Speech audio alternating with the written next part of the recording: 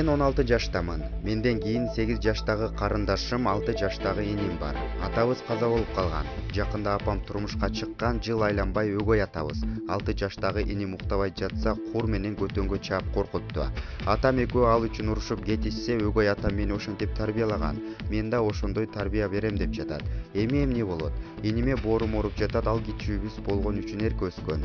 Эмгек жана социалдык өнүктүрүү министрлигинин үй бүлө жана баланы коргоо башкармалыгынын жетекчиси Жаңыл Жумабаева төмөнгүдөй жооп берди.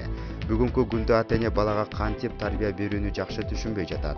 Илгери ата-бабаларыбыз деле ууртук алып тарбия берген деген жаңылыш пикир ата-эне психологиясына сиңип калган. Бирок бир нерсени эске алышыбыз керек.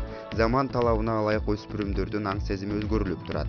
Өгөй ата-эне менен тил табыша албай, алардын зомбулугуна дуушар болгон балдар арбын. Бул жерде ата-эненин сиздин абалыңызды апаңыздын ролу чоң.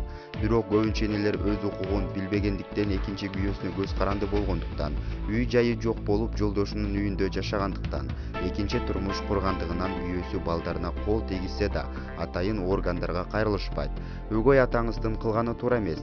Энеңиздин укугу бузулуп, биринчиден эч коркпостон 111 же 102 телефондоруна чалып адистерге айтыңыз. Ошондой эле жашаган жериңиздин социалдык коргоо мекемесине жана милицияга кайрылсаңыз болот. Мыйзамдын негизинде ата-энеңиз жана жашы жетелектер менен иш алып барган атайын адистер, инспекторлор профилактикалык иштерди жүргүзүп чара көрүшөт. Булак билесиңби? Жашообузда оору менен алпурушуп, дартка даба издеп, анын айласын табуу максатында түрдүү жерлерге кайрылган инсандарыбыз арбын.